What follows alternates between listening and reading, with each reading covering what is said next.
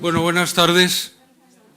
Vamos a empezar la sesión de esta tarde sobre un aspecto que ya ha sido apuntado en este ciclo, muy importante, fundamental, de Velázquez Bosco, que es el de la intervención en el patrimonio arquitectónico.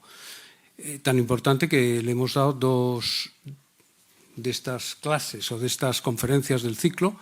Hoy tenemos el honor de contar con Javier Ribera para la primera de estas lecciones, que verdaderamente es un placer como amigo y un honor tenerte aquí esta tarde, porque Javier Ribera, creo que todos ustedes lo conocen y bueno, han visto también el currículum, pero digamos que es una de las figuras más importantes, no solo a nivel español, en materia de conservación del patrimonio, de establecimiento de teoría, de gestión, y que tiene un peso muy importante en muchísimos aspectos que tienen que ver con esta contemporánea cultura de conservación del patrimonio.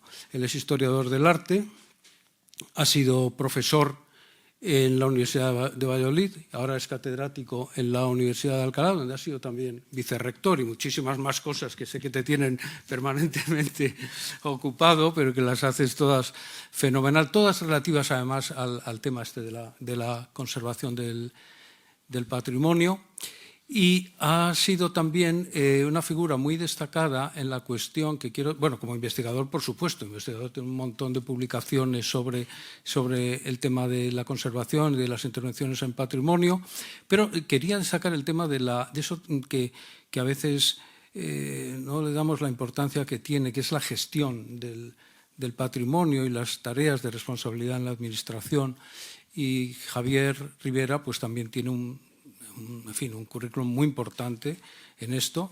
Ha sido miembro del patronato de la Alhambra, creo que ahora lo eres del Museo Nacional de Escultura de Valladolid, y ha sido también director, bueno, la figura es subdirector, pero realmente es director del Instituto de Patrimonio Cultural de España, que como ustedes sabrán, pues es una de las instituciones más importantes en nuestro país en materia de preservación del patrimonio, de todo tipo de patrimonio, no solo arquitectónico, ¿no?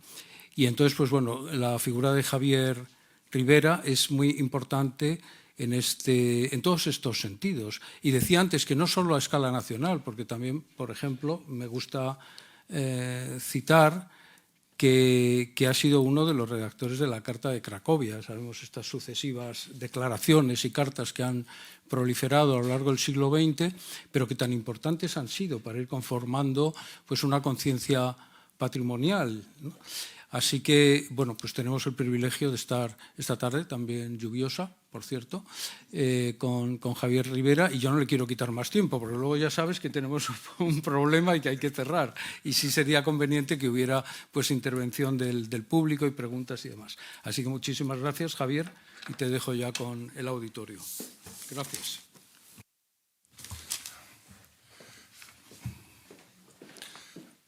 Muchas gracias a Javier. Es evidente que somos muy buenos amigos y que el cariño predomina en sus palabras. Yo le aprecio y le admiro también con profundidad.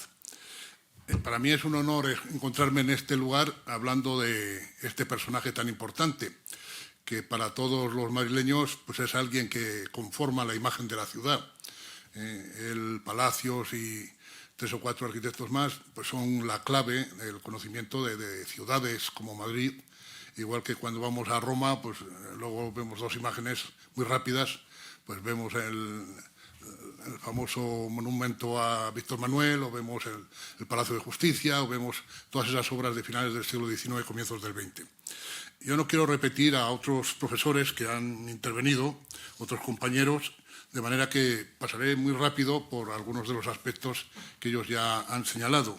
Y simplemente por ubicarnos un poco en el lugar, quiero hacer un homenaje a nuestro también admirado profesor, a Miguel Ángel Valdellou, que hizo en el 90 y en el 91 aquella exposición y aquel catálogo tan magníficos que todavía usamos constantemente. Hay muchos profesores que han estudiado a nuestro arquitecto, y me gustaría citarles a todos, pero es imposible, no caben en la página. Lo intenté al principio y vi que quedaba ilegible, entonces lo he puesto un poco al comienzo. Bueno, el arquitecto que nos reúne hoy aquí pues es un personaje verdaderamente singular.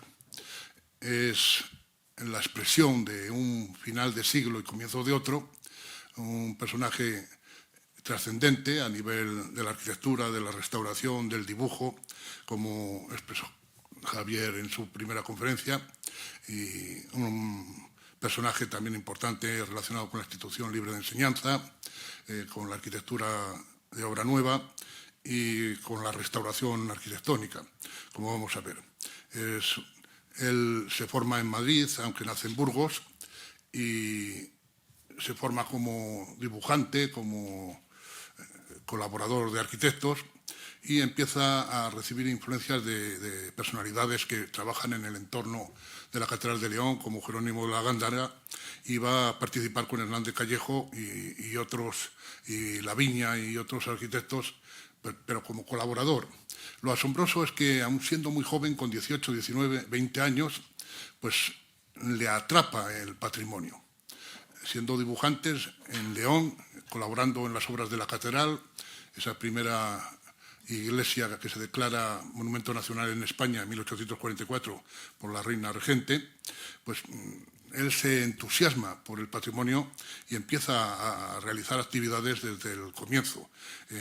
Colabora en esas obras, es miembro de la Comisión Provincial de Monumentos, empieza a hacer excavaciones, es el primero que excava en el yacimiento de Lancia, que ahora hemos aprobado recientemente unas construcciones alrededor para realizar un museo. Participa en las restauraciones del Panteón de San Isidoro, de San Miguel de Escalada, bueno, y es contratado para realizar también los dibujos de dos empresas importantísimas que se van a hacer en España en esos momentos.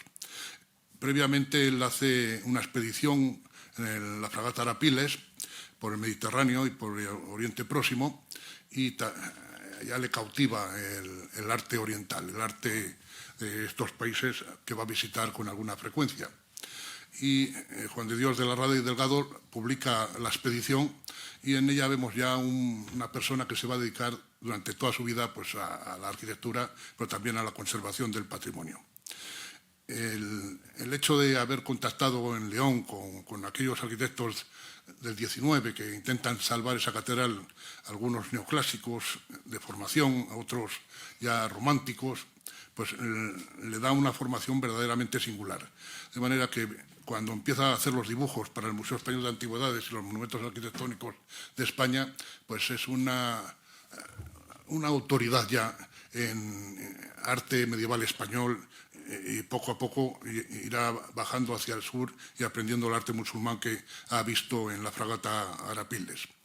Bueno, curiosamente es un estudiante de arquitectura tardío que realiza los estudios en 1875 a 1879 y va a acabar siendo profesor, catedrático, director, de manera que será una personalidad durante todo el resto de su vida. Va a estar en todas las comisiones de la Comisión Central de Arquitectos, de Patrimonio, muy próximo a la monarquía, muy próximo a los ministerios de Instrucción Pública, a la Institución Libre de Enseñanza, como decíamos antes, de manera que va a tener una etapa muy importante en esa realización.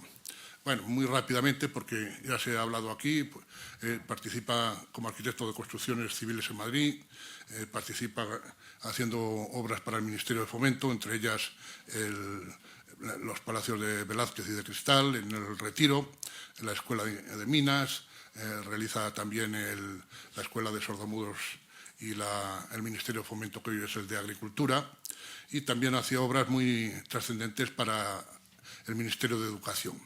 Trabaja en Guadalajara por influencia del conde de Romanones y la condesa de Sevilla, y luego realiza algunas restauraciones y obras nuevas para el Ministerio de Educación que todos ustedes conocen. Luego no me voy a entretener tampoco en su arquitectura privada, que también se ha resaltado aquí y que luego veremos muy rápidamente, y quería volver a insistir en que es un arquitecto con palacios, con pocos arquitectos más, que verdaderamente representan la imagen del Madrid de entre siglos, entre guerras, el momento más crítico de la economía, digamos, española después del desastre del 98 y el que vendrá después en Marruecos, de manera que es un personaje que tiene la importancia y el trasfondo de los ministerios y del poder en todo ese momento. Estos edificios que ya todos ustedes conocen y se ha hablado de ellos, pues son muy importantes. Pero yo me voy a centrar un poco en el Ricardo Velázquez Bosco, restaurador de monumentos. Y restaurador porque él se considera un conservador, un restaurador que tiene esa formación profunda en la Edad Media y en lo musulmán, y que vamos a ver cómo esas etapas leonesa, esa etapa madrileña y esa etapa andaluza, pues se van a reflejar en una evolución de su pensamiento a través de escritos, de sus memorias, de la interpretación de los monumentos. Estamos a finales del siglo XIX, en el que en España ha habido una influencia enorme, tremenda de la escuela estilística francesa, de Viollet-le-Duc y de todos sus seguidores, aunque aquí hay personajes ya de importancia como Jareño, como otros arquitectos, que están empezando a poner en dudas algunas de las propuestas que están llegando del mundo arquitectónico francés y están empezando a recoger las propuestas francesas precisamente de Cloquet, de Dridron, de todos estos arqueólogos que van a ser trascendentales en la personalidad de Velázquez Bosco. Velázquez Bosco, que es un arquitecto tardío, formado, como vimos antes, ya en una etapa un poco mayor de su vida, pues es un hombre que se ha adiestrado en la arqueología en Lancia, en Escalada, en edificios leoneses de épocas inciertas, como decía María Luisa Caturla, pero que a él le han cautivado y le han convertido en un estudioso, de manera que llega a ser íntimo amigo de Manuel Gómez Moreno, y Manuel Gómez Moreno, que va a ser un conservacionista, pues le va a influir poderosamente. Entonces, vamos a ver cómo en España, a finales del siglo XIX, se van a entremezclar las influencias inglesas, las influencias francesas, la doble influencia francesa, la de los violetianos y la de Cloquet, y vamos a ver también algunas influencias italianas, a todas las cuales va a ser receptivo nuestro personaje. Siempre se habla mucho en cuanto a la restauración. Yo no uso mucho la palabra intervención hasta después de los años 60, 70, gracias a Dionisio Hernández Gil, que es el que la impone en la restauración española, porque para estos arquitectos no existía la intervención como tal, existía la obra nueva y existía la restauración.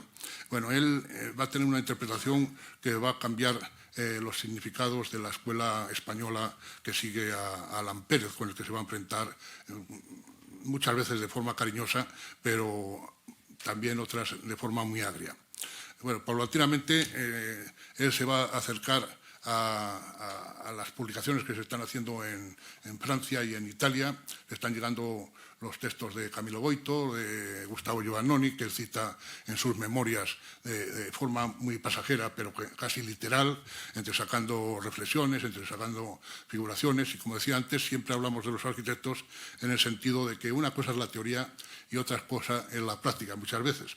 De manera que hemos visto en los grandes restauradores, conservadores, pues que una cosa es decir que no se va a actuar o que se va a actuar en lo mínimo, pero después en la realidad manifiesta otras posiciones. Lo cierto es que él va a ser un renovador de los criterios de restauración. Es verdad que no va a tener la fortuna de intervenir en grandes monumentos en los que él pueda hacer una aportación renovadora, porque la mezquita de Córdoba le va a marcar por su originalidad, por su unicidad, como estoy seguro que va a demostrar, porque lo ha hecho publicaciones Gabriel Rebollo y Gabriel Ruiz Cabrero, y En cambio, en el resto de los monumentos en los que va a intervenir, pues son monumentos que dependen más del mundo de la excavación, del mundo del conocimiento, del mundo de la interpretación, del mundo de la historia.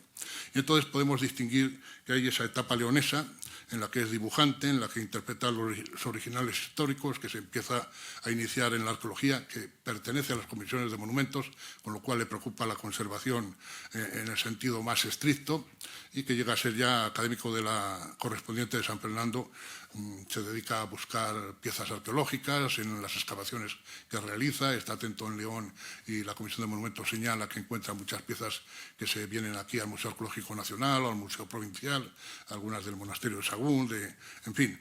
Luego hay una segunda etapa que trabaja en Madrid y en los alrededores, con intervenciones en Guadalajara sobre todo, y la última que es a partir del 91, 92, con motivo de la celebración de las actividades para conmemorar el descubrimiento de América, que le van a llevar a Andalucía a intervenir en lugares muy importantes del patrimonio del sur. Bien, como restauraciones, aunque en este caso sería una auténtica intervención, el Casón del Buen Retiro, con sus nuevas fachadas, que se habrá hablado en otras conferencias, y las remodelaciones del Palacio de Exposiciones para Bellas Artes. Bueno, como señala Valdellou, en 1892 es muy importante la conmemoración del descubrimiento de América, y eso le va a relacionar con el mundo andaluz, con el Santa María de la Rápita y con la Mezquita de Córdoba, con la Alhambra, con la Alcazaba de Málaga, con un número importante de restauraciones en el sur. Bueno, si analizamos un poco los dibujos y las propuestas, son muy importantes las que hace de Santa Cristina de Lena, que prepara para la Gándara, para la colección de monumentos arquitectónicos españoles, y que luego, curiosamente, va a llevar a la práctica Juan Bautista Lázaro después, en una de las intervenciones que se considera más conservacionista, más inteligente, más moderada, de todas las que se realizaban en el cambio de siglo, a finales del XIX, comienzos del XX, en el norte, en estos edificios complejos y difíciles. Luego veremos cómo Lampérez, que está interviniendo en algunos, como Santullano o en otras iglesias, pues está modificándolos de una manera muy importante. En 1887, como burgalés que era, se le encarga hacer unos informes sobre la Catedral de Burgos y va a hacer unas informaciones verdaderamente memoriables que se encuentran en el Archivo General de la Administración de Alcalá, en los que va a plantear la conservación estricta de partes como capillas de Santa Ana, Santa Tecla, hacer una limpieza y una liberación de humedades de todo el perímetro de la catedral, trabajar en el claustro también para hacerle algunas consolidaciones y liberarle de cerramientos impropios del siglo XVII, del siglo XVIII, aunque luego, por desgracia, pues él no va a poder llevarlo a cabo y lo llevará Vicente Lampérez, que va a seguir solo en parte algunas de sus propuestas. Y después en Andalucía sí que va a actuar en el arte hispano-musulmán, trabajando en la mezquita, trabajando en el Monasterio de la Rábida, trabajando en Medina Zahara, en la Alhambra y en diferentes lugares como la Alcazaba de Málaga, que les decía antes, de manera que va a ser una actuación bastante singular y que debemos analizar con algún momento. Bueno, el arquitecto va a ser, como antes decía, una personalidad durante toda su vida. Va a acontecer en sí mismo un enorme prestigio personal, profesional y social, de manera que va a ser reconocido en ciudades como Huelva y Córdoba o Madrid, que le hacen hijo adoptivo, le ponen calles en vida. Va a ser muy respetado sus dictámenes en la Real Academia de San Fernando, considerando que siempre es una persona ponderada, muy hábil en el sentido de explicar las dificultades de los monumentos, y todos sus discípulos y coetáneos pues le van a reconocer ese prestigio técnico que expresa en sus memorias y en sus dictámenes. También va a ser alabado y reconocido como profesor, presidente de la Sociedad Central de Arquitectos, con aportaciones que ya comentaremos rápidamente en 1904 y en 1917 en los congresos de arquitectos. En algunos de ellos va a exponer su teoría o sus principios de la restauración, y luego, pues como saben todos ustedes, pues será director de la Escuela de Arquitectura y reconocido honorífico hasta el momento de su muerte en 1923, que coincide precisamente con la de Lan Pérez. Bueno, es un personaje también que recibe la Gran Cruz de Carlos III por haber descubierto Medina Zahara, la Córdoba Vieja, de la que hablaremos muy rápido, pero comentaremos algunas imágenes y algunas anécdotas de ese descubrimiento. Bueno, en sus escritos, que no son más escritos de proyectos, de memorias, que de textos públicos, los discursos y las publicaciones son más específicas, pero es un nombre que tiene una atracción de todos los estudiosos, como antes decía, con la exposición de Valdellow o con los expertos en patrimonio que se han dedicado mucho. Nos interesa destacar un poco el problema que se está produciendo a finales del siglo en esos momentos en Europa y en España. En toda Europa está dominando el pensamiento de Viollet-le-Duc, la restauración estilística, la restauración lógica de la arquitectura, con el entendimiento de los estudios de las características primitivas de los edificios, a los que hay que realizar operaciones para llevarlos a su repristinación, a su pureza, a su arquetipo ideal, de manera que Viollet-le-Duc pues, se ve legitimado para eliminar añadidos de otras épocas que creen impurezas a los edificios medievales. Esa posición va a ser muy reiterada en Europa, en España, en la Street en Inglaterra, en Italia, pues los grandes arquitectos que intervienen en Roma, en Florencia, etc. De manera que va a estar vivo durante el siglo XIX y gran parte del siglo XX, como se sabe en España, pues casi hasta ahora mismo se están haciendo restauraciones violetianas en algunos lugares de España. Se le eleva contra él John Ruskin, el literato, escritor, poeta, hombre romántico, que se acaba suicidando, pero que es uno de los descubridores de las excursiones a la naturaleza, al Mont Blanc, a los lugares del medio ambiente, y que con William Morris van a plantear la necesidad de defender una antirrestauración. Todo ello se produce cuando quieren en Venecia convertir a San Marcos en un edificio románico, un edificio bizantino, con sus cúpulas, como todos ustedes saben, pues las iban a eliminar, y ellos organizan la Sociedad para la Protección de los Monumentos Antiguos y consiguen que grandes arquitectos de toda Europa detengan la operación. Antes se había producido la escuela romana de Esther y Valadier, que no nos interesa ahora destacar en estos momentos, aunque crea los principios arqueológicos que va a entender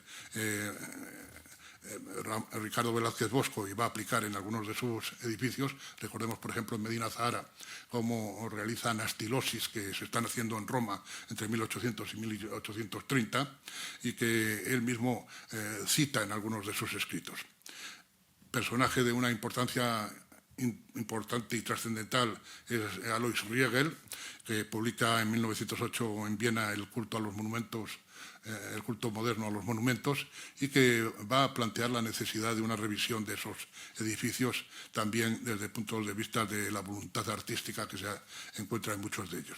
Y muy rápidamente Beltrami y Camilo Boito, que van a marcar en algunas de sus expresiones, en algunas de sus actuaciones, a Ricardo Velázquez Bosco.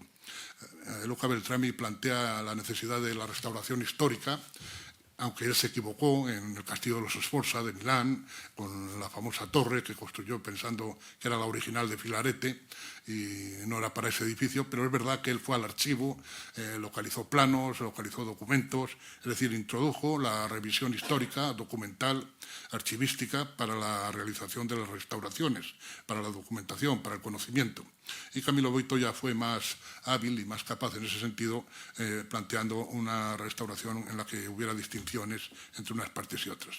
Al final de la vida de Ricardo Velázquez Bosco aparece o se apodera de la esfera europea de la restauración Gustavo Giovannoni, un arquitecto muy prestigioso, muy próximo a Mussolini, fue purgado después de la guerra por su proximidad al fascismo, aunque pocas veces se cuenta que se enfrentó con Mussolini en muchas ocasiones. En una de ellas, cuando se hace la Vía de la Consolación en frente de San Marcos y hasta el castillo de Sant'Angelo.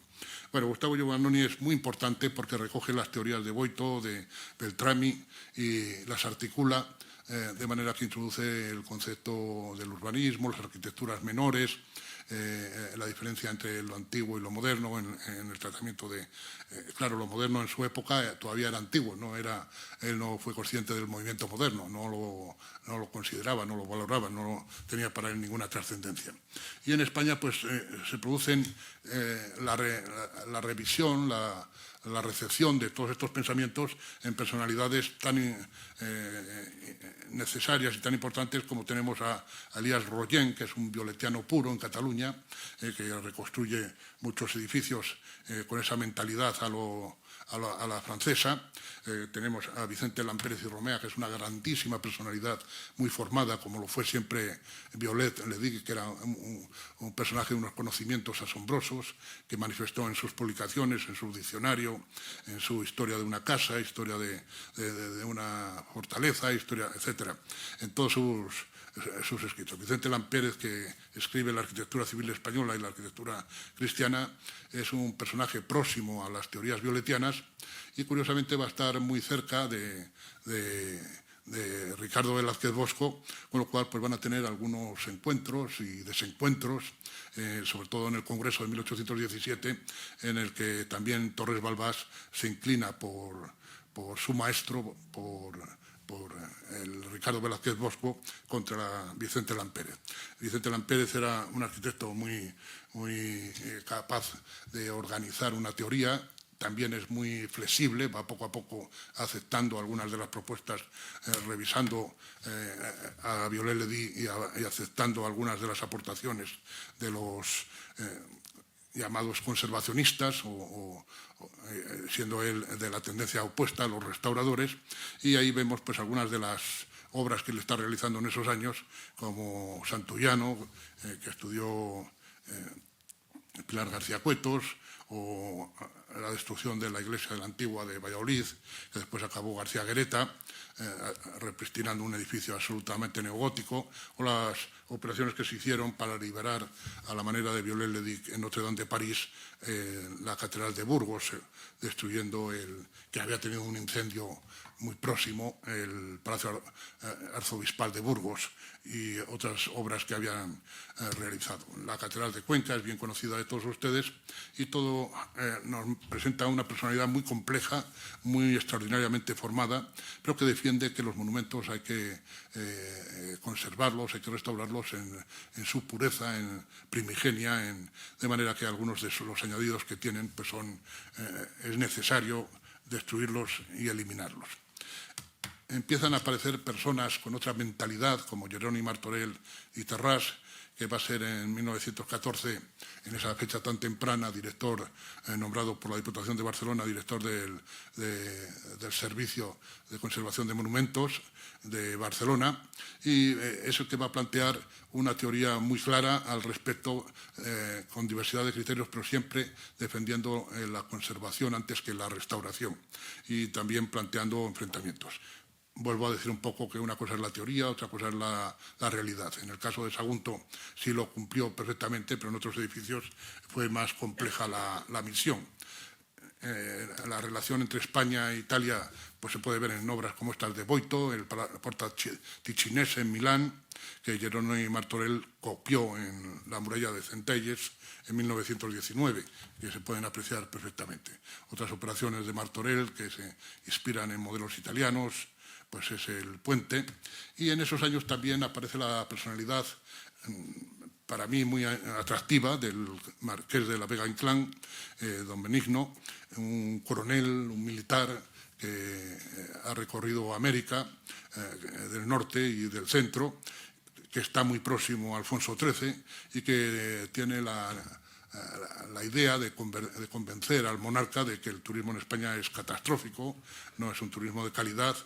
Es un personaje que le convence de la importancia de hacer un turismo para ricos, para gente más acaudalada, que tenga posibilidades económicas, y empieza la política de paradores al ser nombrado comisario regio para el turismo, creando uno para que vaya el rey a cazar en Gredos, otro para que vaya alguna comida, la hostería de estudiantes de Alcalá de Henares, y otro para hacer alguna festividad, algunas reuniones sociales en el barrio de Santa Cruz de Sevilla. Bueno, ahí ven ustedes abajo a Alfonso XIII, al Marqués y a Einstein visitando la Casa del Greco, que es otro invento del Marqués de la Vega Inclán, que también compra con Hutchinson la Casa de Cervantes de Valladolid y donan crear un museo romántico. Bueno, y nos interesa del Marqués de Vega Inclán pues que se introduce de lleno en el enfrentamiento que se está planteando en esos años, en la restauración española entre Torres Balbás, entre Ricardo Velázquez Bosco y entre Vicente Lampérez. Y él es un conservacionista que más o menos interpreta las teorías de Ruskin y de Morris, y llega incluso con Gómez Millán, un arquitecto andaluz, o con Laredo, un arquitecto violetiano en el norte, pues llega a hacer este tipo de operaciones en los Reales Alcázares de Sevilla que van a provocar pues la hilaridad en el propio Vicente Lampérez, diciendo que es una barbaridad de restauración el dejar esas partes heridas diferenciadas en los paños de seca del patio del yeso de los Alcázares de Sevilla, y otras operaciones similares que estaban haciendo en Valladolid o incluso en Alcalá. Él va a ser un poco también el defensor de Torres Balbás, el que aparecerá en la esfera a comienzos del siglo, como discípulo de Ricardo Velázquez Bosco. Y es curioso porque Torres Balbás va a ser el heredero de muchas de los proyectos, de las memorias, de las posiciones críticas de Ricardo Velázquez Bosco, y las va a llevar adelante en el proceso de las restauraciones que le competan a él a partir de 1923, justo de la muerte de su maestro. En ese proceso es importante la intervención del Marqués de Vega Inclán, de Manuel Gómez Moreno y de otros personajes de la Institución Libre de Enseñanza, que convencen al Ministerio de Instrucción Pública que las operaciones que se están realizando en la Alhambra de Granada pues son desmedidas, son destructivas, son operaciones de poca calidad que alteran el monumento.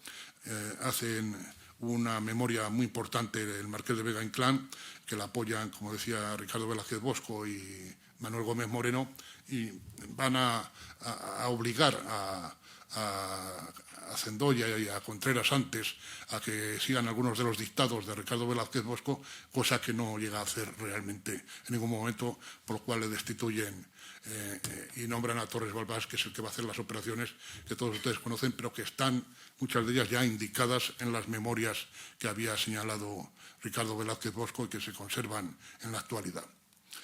Bueno, ahí tienen también otras operaciones realizadas en iglesias más conservativas, en Cataluña.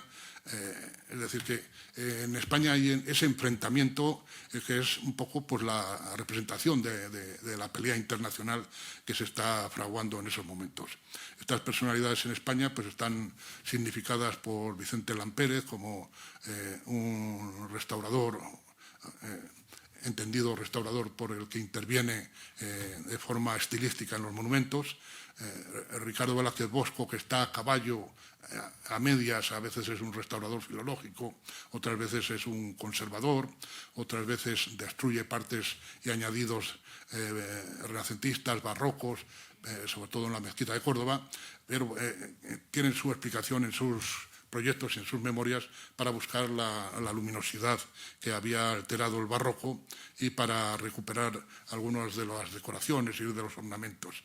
El Marqués de la Vega Inclán, que como sabemos influyó muchísimo en el Ministerio de Instrucción Pública para que Torres Balbás ahí tienen la cuarta figura, fuera el sucesor directo, el heredero directo de Ricardo Velázquez Bosco y al que va a conseguir una talla internacional, participando en la Carta de Atenas con Gustavo Giovannoni, con Paul León y con todos los grandes maestros de la restauración europea.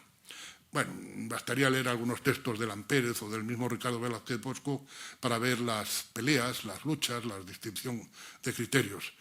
Dice ahí Lampérez, respetad los monumentos, dicen los conservadores a los restauradores, imitando a los ingleses, que por no tocarlos no podan la hierra que por sus muros trepa. Poética frase, en verdad, pero a la cual puede oponerse que como el tiempo, no tan respetuoso como los ingleses, toca incesantemente al muro, llega un día en que si no se reconstruye aquel, de nuevo y por completo, perece el monumento. De modo que hay que optar o por quedarse sin monumento o por restaurarlos. Esto es lo que va a provocar la reacción de los rasquinianos, no tocar, no restaurar, no quitar pátinas, dejar que los monumentos tengan una vida fatal, que tengan una existencia, que tenga un final, a lo que provoca que la escuela italiana, Boito, Beltrami y Giovannoni, pues digan que no, hay que conservar, hay que intervenir y no hay que dejar morir los monumentos, de manera que hay que intentar mantener la herencia del pasado con la intervención y la utilización contemporánea. Ahí señalo a Cloquet, que es una de las personas que influye poderosamente en Ricardo Velázquez Bosco, el que plantea la teoría de los monumentos vivos y los monumentos muertos.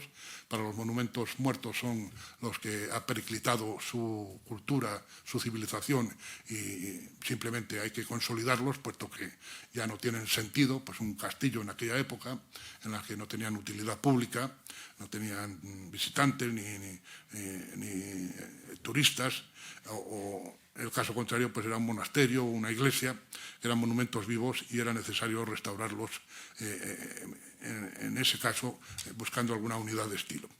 En definitiva, Ricardo Velázquez Bosco se encuentra un poco entre esos, también por generación, por su edad, se encuentra entre esas posiciones, aunque él va a hacer una filología de conservación ornamentadora y también arqueológica en los monumentos. Vamos a intentar ver algunos ejemplos, simplemente ya señalar algunas influencias del informe de Benigno de la Vega Inclán de 1915 para la Alhambra de Granada, la presencia de los tres personajes en los congresos internacionales hasta 1931. Es muy importante que en 1918 la revista de arquitectura pues la organizan personajes entre los que están Teodoro Ana Sagasti y Torres Balbás. Torres Balbás va a marcar un poco la elección de los artículos de restauración, aunque también está Vicente Lampérez defendiendo sus posiciones. Y vemos también cómo conservacionistas como Ricardo García Gareta pues preside la Sociedad Central de Arquitectos, con lo cual está avanzando esta posición que luego en los años finales de la dictadura de Primo de Rivera, en los iniciales de la República, va a convertirse en casi hegemónica en España en esos años. Al final, como conclusión, diríamos un poco que la reacción de Ricardo Velázquez Bosco es entre el estilismo de Vicente Lampérez y aproximándose a la restauración histórica de Boito, porque él va a hacer siempre un conocimiento arqueológico, como ha escrito Javier García Mosteiro, buscando el conocimiento, dibujando todos los elementos, usando la arqueología y la erudición historiográfica en sus trabajos. Bueno, para que vean rápidamente pues algunos dibujos que hace para monumentos arquitectónicos de España, pues el Palacio de los Guzmanes de León, que Rodrigo Gil de Montañón no le había acabado, pues él ya propone una conclusión que se hará luego en los años 80, curiosamente de nuestro siglo, a la manera violetiana por un arquitecto que se llama Medrano. Bueno, ya falleció. Bueno, esos dibujos para las restauraciones de San Miguel de Escalada fueron muy importantes, permitieron también el conservacionismo y la actuación muy moderada. Quizá sus aportaciones también a la Catedral de León como delineante, como colaborador de los arquitectos del siglo XIX. Y quizá ya nos marca una tendencia muy clara sus dibujos para sobre Santa Cristina de Lena, que se conservan en la Academia de San Fernando, que tienen algunos de los alzados del frente, del lateral, se conservan también para los grabados la planta, y ahí se ve muy bien cómo se encontraba la iglesia en el siglo XIX, con aquella cubierta de madera, y él propone ya en la realización de los dibujos, propone lo que va a hacer al final la restauración, que es recuperar las bóvedas de medio cañón y limpiar el monumento en todas sus fases. Bueno, su formación al lado de los arquitectos de la Catedral de León pues se va a trasladar. En la Catedral de Burgos hay que destacar que es a él al que le encargan que haga unos informes y un proyecto general para recuperar las agujas de las torres, que se estaban deshaciendo, se estaban destruyendo, algunas no se había concluido del todo, y también una restauración del claustro, pequeñas obras en capillas, así como un saneamiento perimetral. Él hace un proyecto que se conserva también en el Archivo General de la Administración, con sus dibujos bien conocidos. En el proyecto habla muy claro de que lo que hay que hacer en el claustro es simplemente liberar esos muros que se habían hecho en el siglo XVII y reconstruir los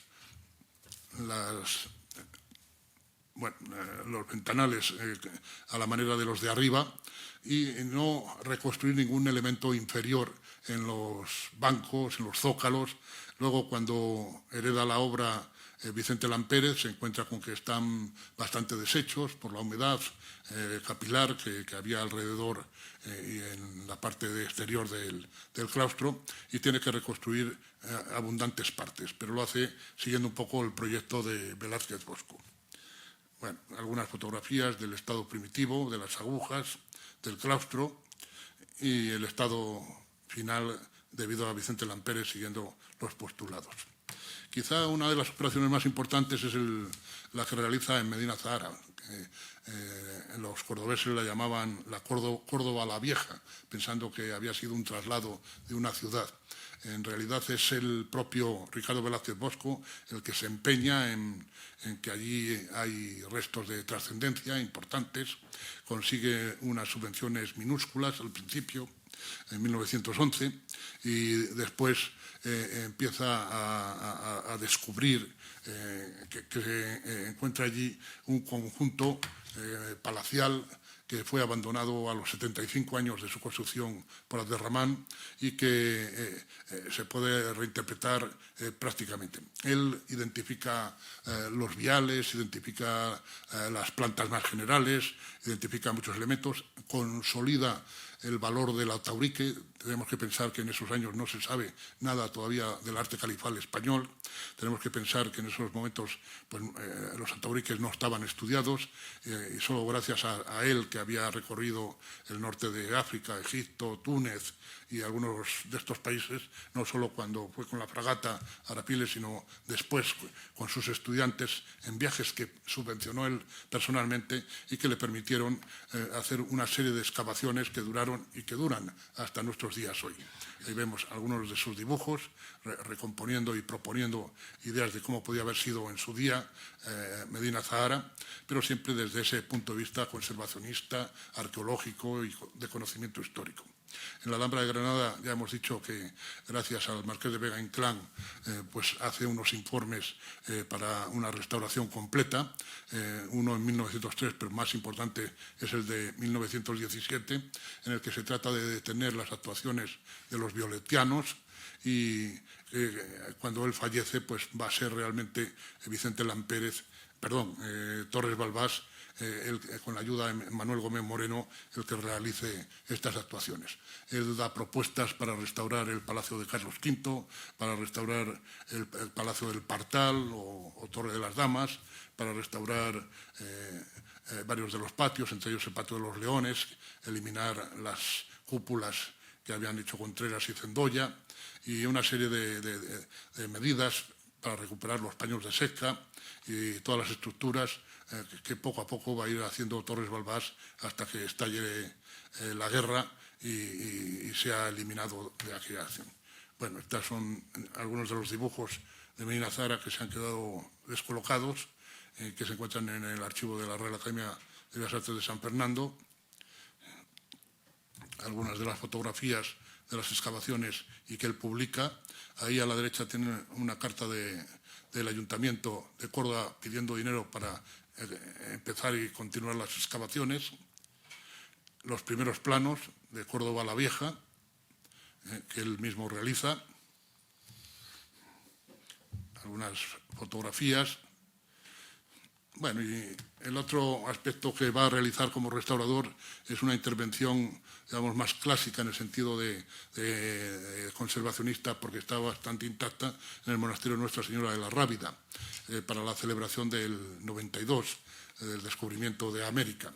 Él va a organizar los fastos, va a organizar monumentos a Colón, va a organizar una serie de actividades, y el monasterio de la Rábida, que es muy modesto, muy sencillo, pues él lo va a estudiar, lo va a habilitar y lo va a restaurar con ese estilo que tanto le gustaba al Marqués de Vega Inclán, ese estilo que nosotros llamamos castellano y que se impuso en cierta parte del sur de Estados Unidos y que tuvo una enorme influencia hasta nuestros días. Bueno, son algunas de las vistas actuales. Y en Guadalajara, que es un tema que yo voy a pasar muy rápido porque va a haber un experto de gran calidad que va a hablar de ello, pues realiza algunas restauraciones, en la del Instituto de los Mendoza, en la que se destruyen las fachadas por culpa de una operación urbanística, no de la intervención, no de la restauración, y que él restaura el interior añadiendo ese azulejo un poco colegial, por ponerle un ejemplo, un adjetivo no muy agresivo. Bueno, el edificio tenía que rehabilitarlo para uso de instituto y hace una operación bastante ecléctica en ese sentido. También restaura la capilla de Luis de Lucena, un edificio casi maldito por las inmensas humedades de la capa freática que tiene alrededor, pero que se permite que se vaya salvando de alguna manera hasta nuestros días. Bueno, y esta sería un poco la conclusión. Tenemos a Ricardo Velázquez Bosco como un personaje de una calidad extraordinaria. Curiosamente, no se pueden relacionar todas sus intervenciones, restauraciones, o como las queramos denominar, con su arquitectura nueva, que es una arquitectura ecléctica, más europea, en el sentido de seguir los postulados franceses y algunos italianos. Y, en cambio, en la restauración es un profesional de la arqueología. No sé por qué no me ha salido la mezquita de Córdoba, pero también no quería hablar mucho de la mezquita de Córdoba porque la va a tratar Gabriel Ruiz Cabrero, que la conoce con la mayor perfección que nadie en estos momentos. Ahí es quizá un arquitecto en el que sí restaura ornamentalmente, destruye elementos barrocos, bóvedas, se inventa algunos artesonados y altera en alguna medida la fisonomía de la capilla de Villaviciosa y del el Mirraz, pero digamos que él lo explica constantemente porque se trata de un edificio único, una unicidad extraordinaria en el mundo hispano-musulmán, del que no hay prototipos, no hay arquetipos, no hay referencias para poder restaurarlo, salvo buscando una especie de unidad, no de estilo, sino de unidad arquitectónica de la construcción, que por otra parte tiene multitud de fases, como todos ustedes saben.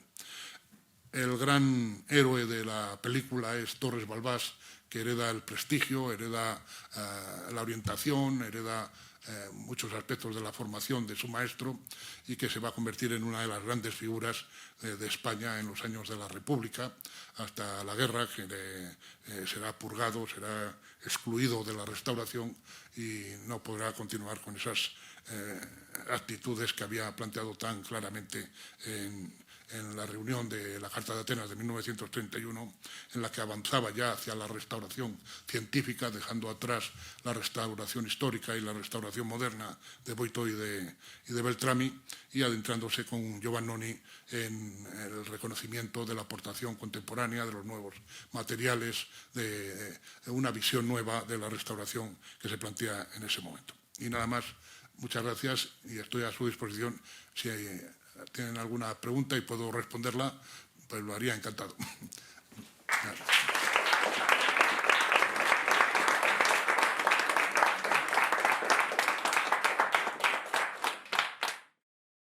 me ha parecido muy interesante esto, cómo has situado la figura de Velázquez Bosco, sí, efectivamente, entre esas dos aguas difíciles, ¿no? ¿Tú crees que hay alguna diferencia entre aparte cronológica, fundamentalmente, porque en su primera etapa, sobre todo, interviene en arquitectura cristiana, como llama Ampère, en arquitectura del medievo cristiano, y luego ya en sus últimos años en esa gran pasión de su quehacer y de sus estudios, que fue la arquitectura hispano-musulmana, ¿no? ¿Tú crees que ese nadar así un poco entre esas dos aguas es igual en ambos casos, en la arquitectura medieval cristiana y en la arquitectura medieval hispano-musulmana? Yo creo que no, que salvo el caso de la mezquita de Córdoba, en la que él sí busca esa unidad del conjunto del edificio, haciendo eliminaciones que quizá no se atrevió a plantear en otros monumentos, ni se lo permitía, ni estaba, no hay más que ver pues sus trabajos en Guadalajara o sus trabajos en las aportaciones en los edificios prerrománicos del norte de España, siempre mucho más moderado, más sencillo.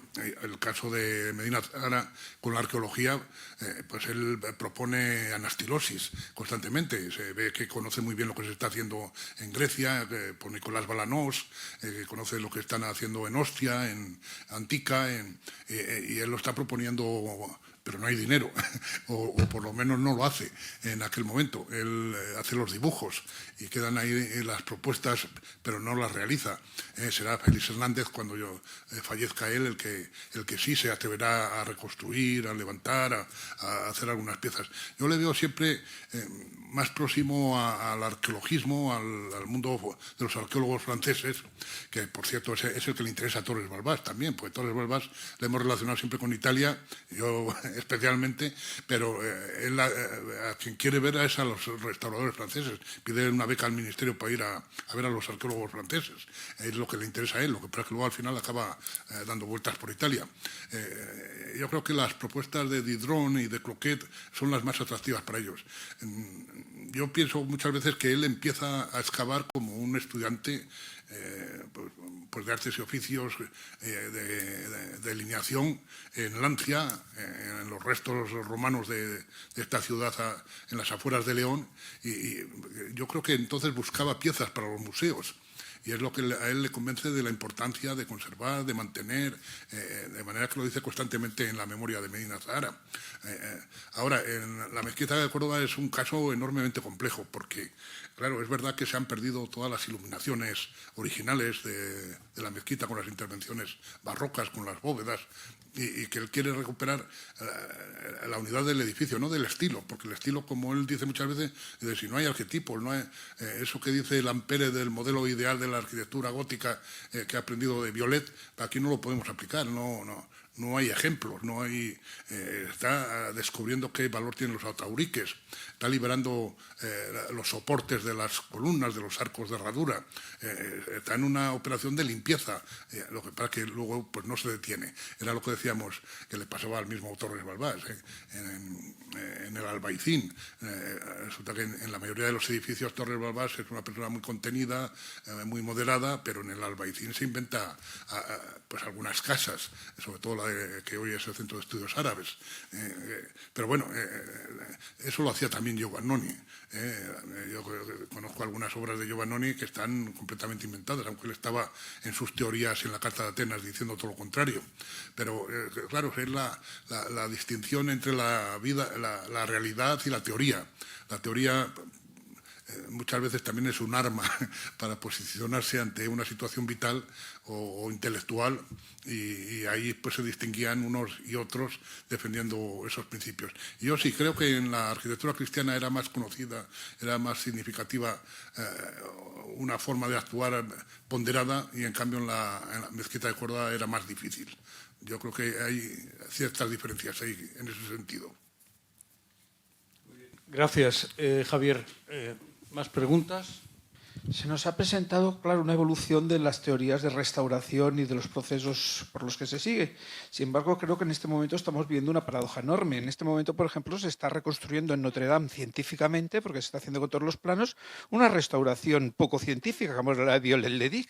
Entonces entramos en un terreno en el que no sabemos muy bien. Ha pasado también con Velázquez II, con la mezquita de Córdoba. Ahora se restauran sus restauraciones. O sea, restauraciones que incluso algunas se consideran reconstrucciones excesivas de fachadas. Sin embargo, llega un momento en el que las tenemos también que restaurarlas.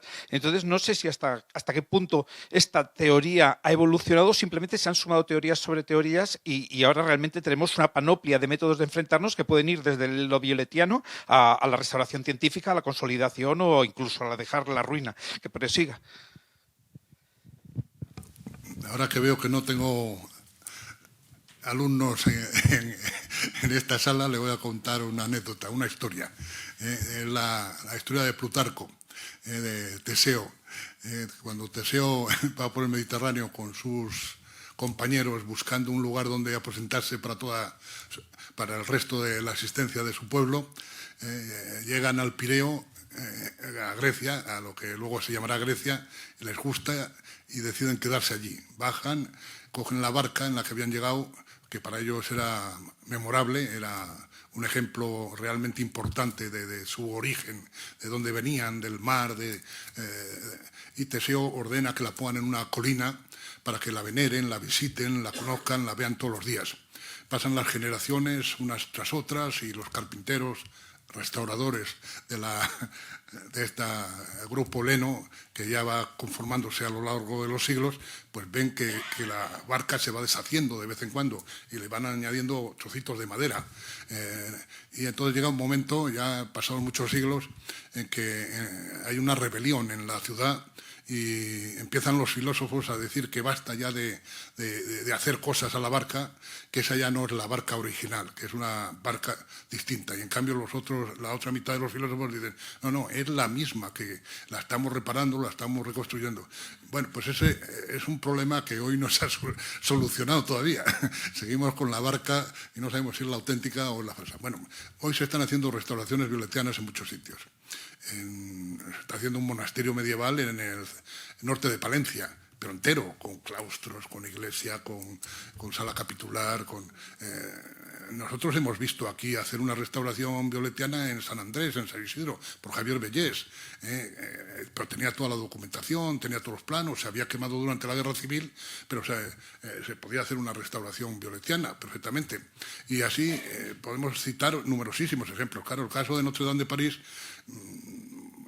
yo tenía la esperanza de que se usaran materiales contemporáneos, por lo menos ignífugos, no se volviera a utilizar madera por si vuelve a haber otro incendio. Pero también los teóricos franceses, que hay un enfrentamiento ahora tremendo, pues si se hace la torre de Saint-Denis o no se hace, la mitad de los historiadores, los arquitectos están a favor, otros en contra, pues también aquí decían, bueno, ¿y qué hacemos? Usted sabe que se propusieron como ejercicio escolar cientos de propuestas para rematar la cubierta de Notre Dame de París. Una piscina, un invernadero, hacerlo con titanio, hacerlo con metacrilato, hacerlo con cristal. Bueno, y al final, pues yo creo que los que tenían un poco de sentido común decían, ¿y por qué no lo hacemos como la hizo Violet? Que tenemos todos los datos, tenemos fotografías, tenemos planos, sabemos de qué bosques salieron los árboles. Bueno, pues es que ciertamente Viollet-le-Duc se inventó esa cubierta y esa aguja, pero los que ahora intervienen pues no han sido capaces de atreverse, ni la sociedad les iba a permitir hacer una innovación. Y entonces ha conseguido el consenso hacerlo como Violet. Pues efectivamente, una restauración puramente violetiana en nuestros días. La verdad es que las propuestas de la Carta de Atenas y la Carta de Cracovia y los documentos de ICOMOS y demás no dicen que esté prohibida la restauración violetiana. Lo que pasa es que lo que dicen es que hay que distinguir, hay que documentar, hay que explicar y hay que razonar por qué se adopta en alguna ocasión. Entonces, yo se lo explico también a mis alumnos. Siempre digo, contra Violet se levanta la Carta de Atenas y se levanta la restauración científica y se levantan pues, todos los teóricos italianos y ingleses de finales del XIX y comienzos del XX. Pero ¿cuántas veces necesitamos? No se ha hecho en el Liceo de Barcelona, no se ha hecho en la Fenice de Venecia, no se ha hecho, y no lo vamos a hacer más veces. Yo me acuerdo de nuestra diva de la canción, llorando cuando se incendió el Liceo de Barcelona, pues decía que era como si le habían arrancado un brazo, que se podía reconstruir, se podía hacer perfectamente. Bueno, se reconstruyó al 80-90%, menos las pinturas del techo, que son nuevas porque no se podían hacer idénticas, y como estos tenemos infinidad de ejemplos.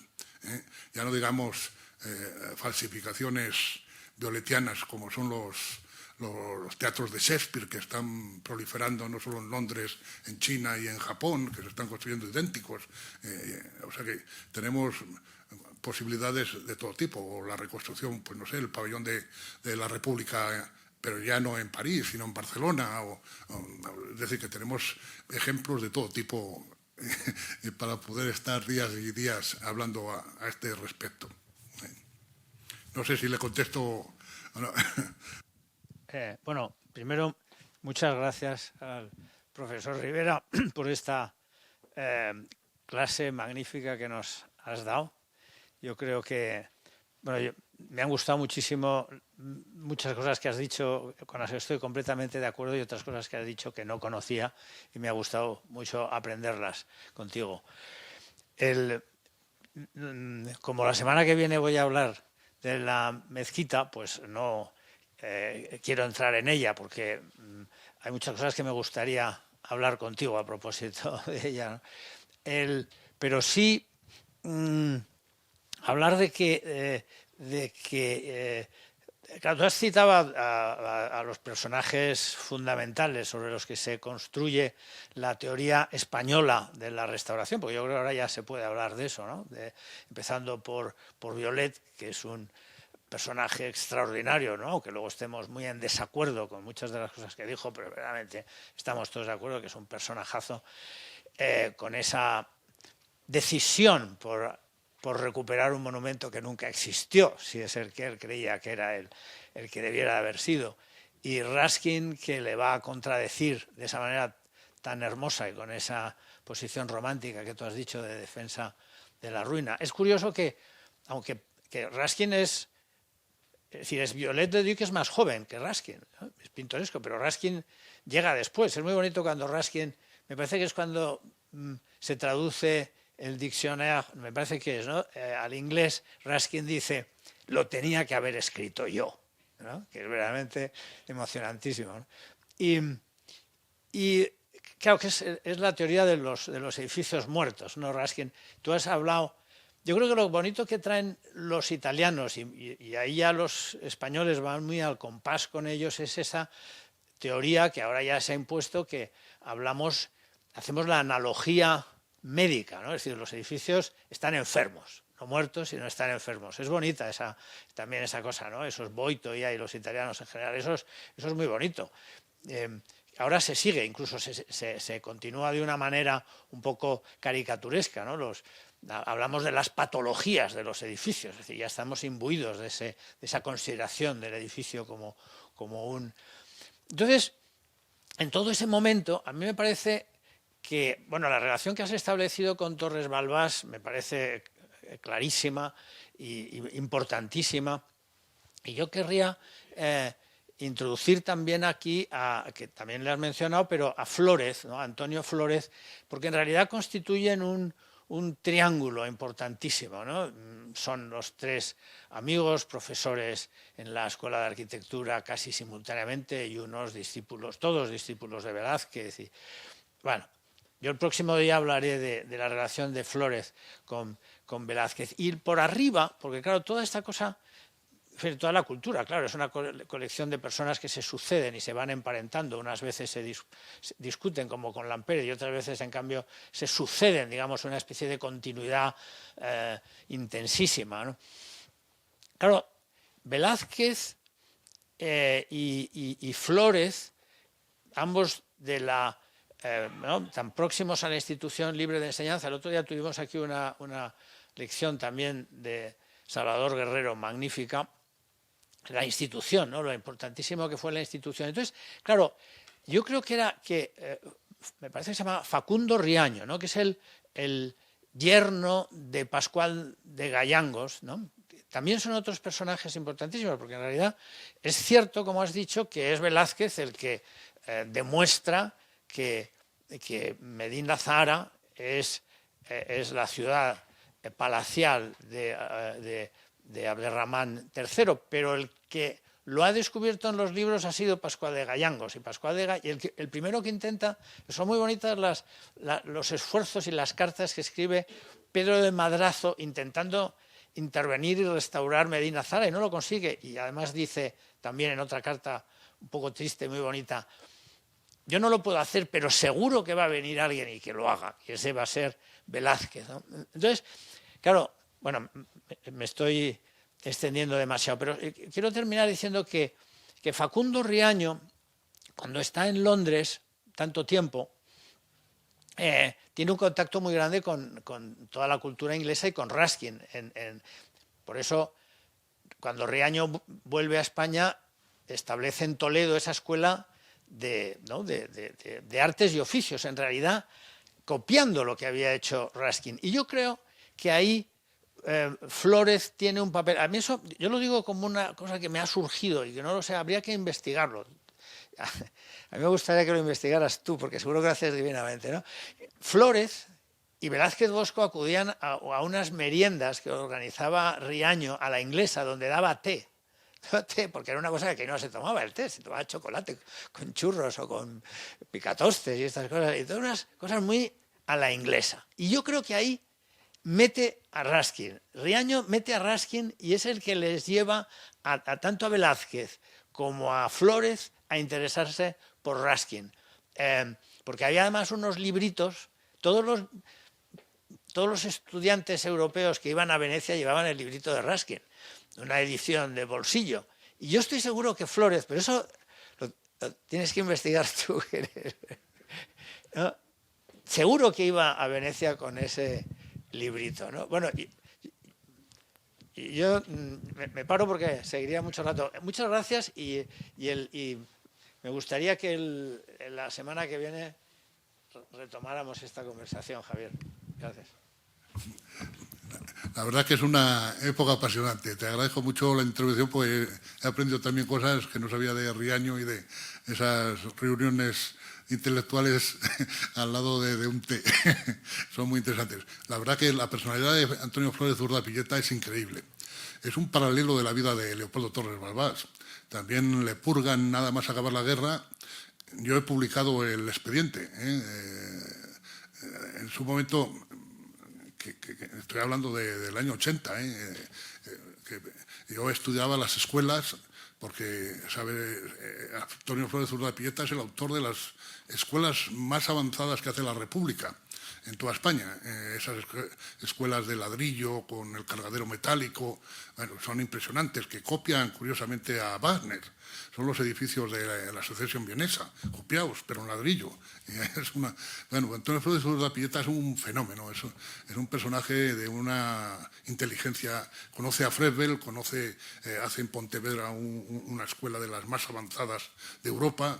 Bueno, entonces, sí es verdad que necesitaríamos, pues, plantear toda esta sociedad tan rica como Facundo Riaño, con toda esta generación, que ha sido muy maltratada porque era la España crítica, despreciable un poco, como decían nuestros poetas y escritores, porque habíamos perdido Cuba, habíamos perdido el imperio, habíamos hecho la catástrofe de Anual, habíamos entrado en una crisis, y en cambio tuvimos la etapa dorada que se había estudiado por nuestros grandes historiadores de la arquitectura, como Pedro, como Carlos, como Javier, y es una época apasionante de nuestra historia y de nuestro pensamiento. Hay singularidades verdaderamente extraordinarias y me interesa mucho.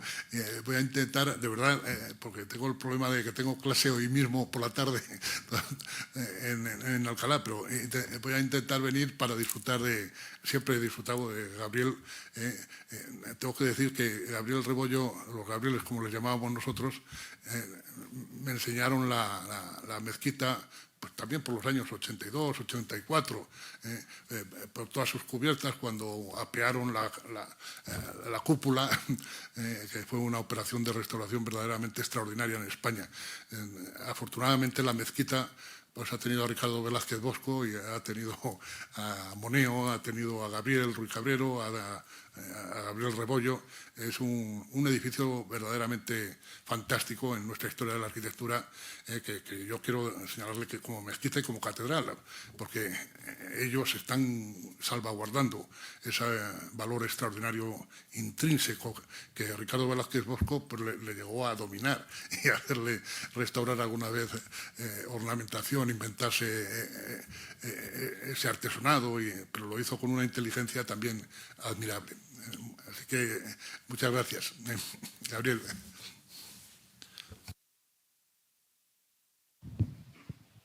Sí, creo que Vega Inclán también tenía esa dualidad.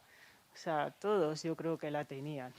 Entre conservador, restaurador, depende de lo que hacía. Unas veces tiraba más a una línea o a otra. Pues yo, por lo menos en las actuaciones de turismo, veo más una línea más violetiana. Es mi opinión. Sí. Bueno, yo escribí un articulito sobre el Marqués de Vega Inclán hace ya mucho tiempo, ya ni me acuerdo. Y lo hice cuando estaba en Valladolid, precisamente era miembro de la Academia de la Purísima Concepción, que tiene la sede en la Casa de Cervantes. Y celebramos un centenario del nacimiento del Marqués y hicimos pues, unas jornadas y demás. Y yo allí decía pues, que, aunque me estudié todos sus textos, todos sus artículos, sus escritos, y les expresé en aquel artículo mío, pero decía que al final la Casa de Cervantes o algunas otras intervenciones, bueno, y es que Eladio Laredo era un violetiano, no podía hacerlo de otra manera, aunque le estuvieran vigilando, pero era un ecléctico. La Casa de Cervantes, pues se inventa una casa del siglo XVII que no era verdad, que ya estaba completamente alterada, transformada y demás. Y entonces en eso era un violetiano como cualquiera. Es verdad que en el Patio del Yeso yo creo que quiso provocar mucho a Vicente Lampérez y la verdad que lo consiguió. Consiguió que hablara de todos esos aspectos odiosos, de dejar mal hecha la restauración, y la verdad que después yo creo que fue Félix Hernández quien la restauró ya, claro, porque los paños seca eran repetitivos, se podían copiar perfectamente. Yo estoy más de acuerdo con la restauración posterior de Félix Hernández que con la del Marqués de Vega Inclán. Pero es un personaje muy interesante. Sabemos pues, que estaba en contacto con la venta de obras de arte a la Spanish Society de Nueva York, a los grandes empresarios norteamericanos, pero también tenemos que pensar que la primera ley en España de patrimonio es la del 26, que no lo prohíbe, y la del 31, que sí lo prohíbe ya. Es probable que él participara y colaborara con Gómez Moreno y con algunos personajes, con el mismo Torres Balbás, con el director general, el malagueño, el gran director general que ha habido en toda la historia de nuestra Dirección General de Bellas Artes, extraordinario, que ha habido dos malagueños, los dos muy buenos, Román Fernández Vaca y el que hizo el gran decreto de monumentos nacionales en 1931.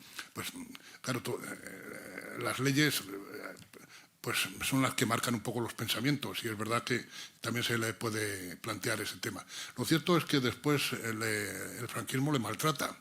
le expulsa de todos los cargos, le olvida, le arrincona, se muere en 1954 completamente solo y alejado de todo el poder y de toda la significación que tuvo con la monarquía y un poco con la república.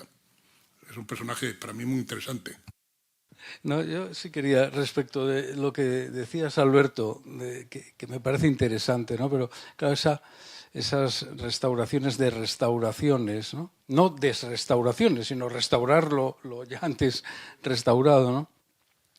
Y citabas lo de la aguja de Notre Dame.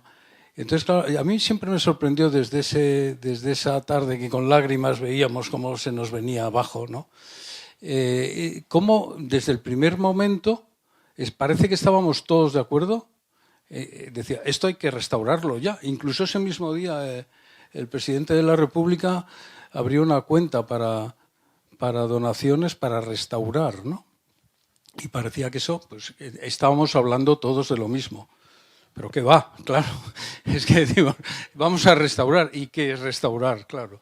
¿Y qué es restaurar? Porque a partir de ese momento, bueno, sí, ¿cómo restaurar? ¿No? Y surgió esa especie de circo sorprendente que hemos visto. Y bueno, a mí me parecía la solución, lo tengo escrito, y me parecía una solución muy clara, la de, en este caso sí, restaurar sobre esa restauración, que a su vez se refería a la primitiva aguja que existió y tal, ¿no? Y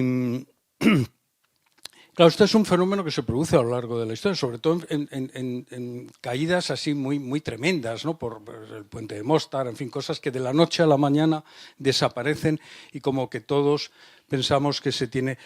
La historia famosísima del Campanile, pues fue eso, ¿no? Se cayó, sabíamos que se sabía que se iba a caer, pero eso fue un impacto brutal y nadie dudó. Desde el primer momento se dijo, hay que construirlo, hay que reconstruirlo. Y pasó lo mismo. Y empezó a haber distintos proyectos sorprendentes. Porque claro, no olvidemos eso que se dice siempre, restaurar con el lenguaje del tiempo. ¿Cuál era el tiempo? El Art Nouveau, o sea, el Liberty que dicen. Y entonces hubo proyectos de recomponer el Campanile en el estilo del momento, que eran verdaderamente delirantes, ¿no?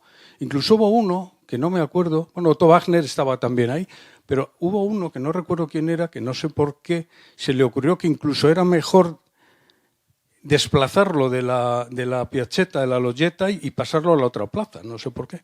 Y entonces surgió el lema este que hizo furor, que luego hemos utilizado tantas veces, y el comera ed overa, ¿no? Entonces, claro, a mí me ha recordado esto que dice, sí, estamos de acuerdo en que hay que restaurarlo inmediatamente y vamos a poner dinero, ¿no?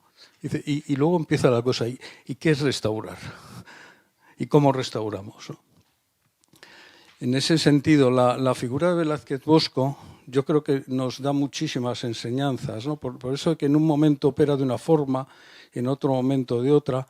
Quizá ahí, en esta lección estupenda que nos has dado, bases de la nueva restauración o de la nueva conservación del patrimonio, yo creo que en Velázquez sí hay esa, precisamente porque comprendía el edificio y lo miraba y sabía dialogar y escucharle. Esta expresión es de Ruskin, cuidado, escuchar lo que el edificio nos quiere decir, ¿no? Pues era capaz de lo que yo creo que debe ser, diríamos, la actitud contemporánea para conservar el patrimonio, que no es poner acero corte ni vidrio por todas partes, sino entender lo que el edificio, y todo con la mayor profundidad posible, los distintos valores patrimoniales que el edificio tiene y que no son iguales en unos que en otros. Y por tanto las intervenciones no pueden ser iguales en unos casos y en otros, ¿no? Yo creo que esto, Velázquez Bosco, corrígeme si me equivoco, pero yo creo que quizá por esa afición suya a ver y escuchar el edificio con la poderosísima arma del dibujo, desde niño prácticamente, y como arqueólogo, y en fin, yo creo que eso favoreció esa actitud que efectivamente, y encaja muy bien con creo que se está acabando la pila de esto, no sé, me giraré. Creo que efectivamente está muy centrado en esas nuevas bases.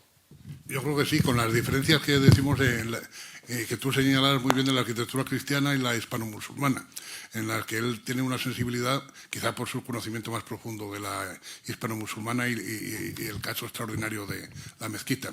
Pero fíjate que, analizando la propia personalidad de Viollet-le-Duc, el Carcassona, por lo bien inventada que está, la declaran Patrimonio de la Humanidad. Y en cambio, San Martín de Tours la desrestauran. Yves Boisguet ha eliminado todas las restauraciones que había hecho Viollet para volver a sujetarla al cimborrio, porque el cimborrio, cuando tenía aquel sobrealzado de la iglesia, pues era porque era para sujetar a la aguja que se movía. Y eso no lo había entendido Viollet. Lo había eliminado. Ahora mismo estamos siendo testigos de cómo se están restaurando o destruyendo restauraciones, pues fíjate, en Sicilia, Villa Armerina. Toda la intervención de Minisi, que la habíamos considerado magistral en su momento, pues la han cargado hace 10 años o 5 años. Ahora se están en Sicilia, en la Catedral de Siracusa, se va a quitar toda la restauración que ha hecho la escuela de Giovanni Carbonara. Y se están haciendo de restauraciones, de operaciones contemporáneas que nos van a poner en una situación verdaderamente crítica. Claro, si ahora estamos en estas dudas y en estas situaciones, ayer hablaba Marina Chinchilla de sus intervenciones en un artículo en la prensa, y ella los justificaba perfectamente, la intervención en el castillo de García Muñoz y todas esas, que muchas veces yo la verdad que no he ido a verlo nunca, digo, pero ¿dónde verán el cine? Porque todas esas cosas en el medio del castillo, pues no sé si dejan ver que es una restauración para ver cine. Entonces estamos en un momento muy complejo, en el que las alternativas son numerosísimas. Y yo me imagino que Ricardo Velázquez Bosco, generacionalmente, que estaba siendo hijo de Viollet-le-Duc y a la vez estaba viendo que venían los jóvenes con esa fuerza, sus discípulos, Torres Balbás y compañía, pues tenía que estar en una situación de verdadera perplejidad. Cómo actuaba en Córdoba, cómo actuaba... creo que cuando en Medina Zahara lo tenía más claro que nadie, porque aparecía como un arqueólogo, no como un arquitecto. Entonces ahí tenía unas soluciones perfectas. Pero yo creo que el momento era extraordinariamente difícil para él y para todos los jóvenes que sí adoptaban una postura más avanzada, más internacional en ese sentido, pero él tenía en realidad pertenecía a la época de Lampérez, de Vicente, y el mismo Lampérez que iba modificando lentamente sus presupuestos y iba aceptando algo de los conservacionistas, pues, pero no cejaba porque, claro, estaba formado en la otra cultura.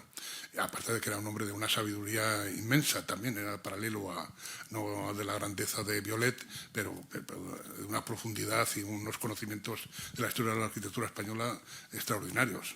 Pero claro, todos estos arquitectos que habían sido catedráticos de la Escuela de Arquitectura y que habían estudiado la historia en una profundidad que yo creo que nosotros no lo haremos nunca, a pesar de que entonces ni había imágenes, ni había libros, ni había...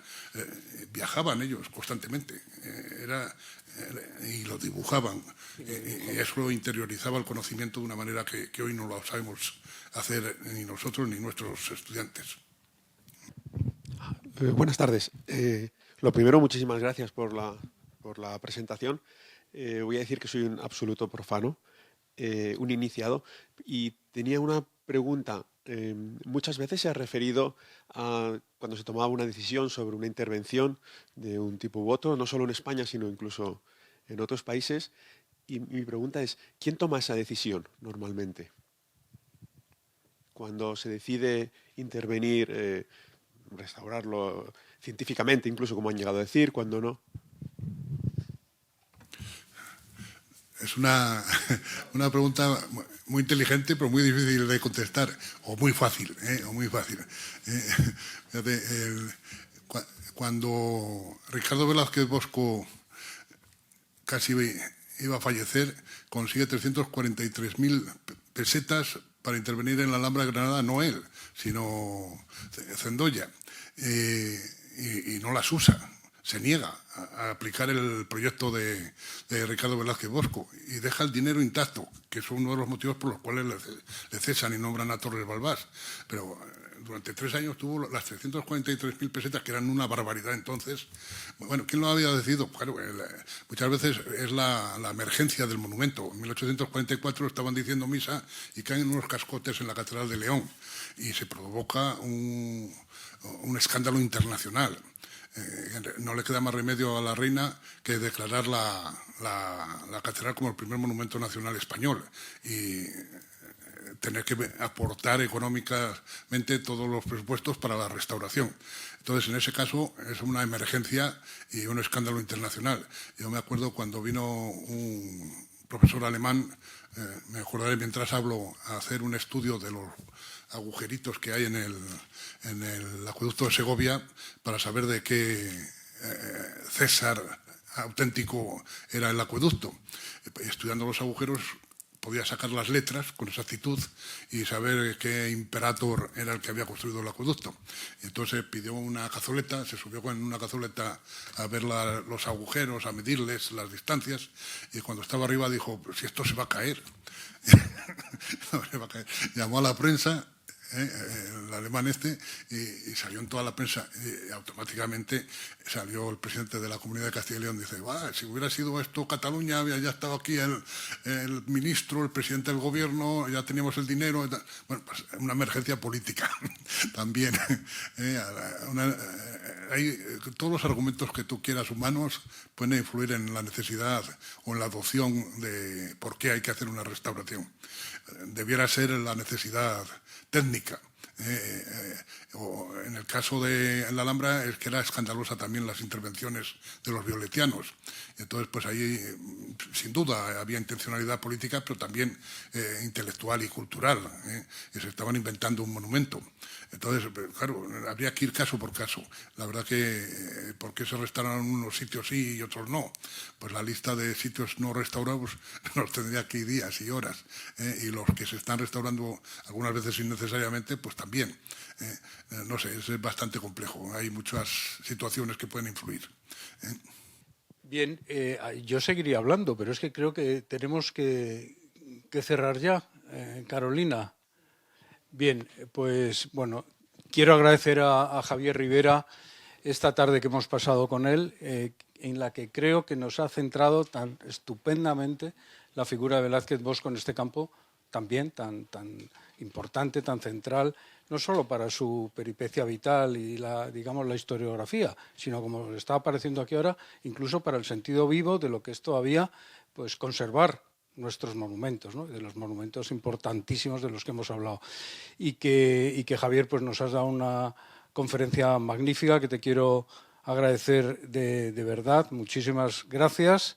Y también por haberte ceñido al tiempo y que hayamos tenido la oportunidad de tener estas intervenciones, esta conversación contigo, que también ha sido muy, muy interesante. Así que, Javier, una vez más, te digo una vez más, porque siempre le estoy dando las gracias, porque abuso de su amistad, muchísimas gracias por tu colaboración también en este ciclo de conferencias. Gracias.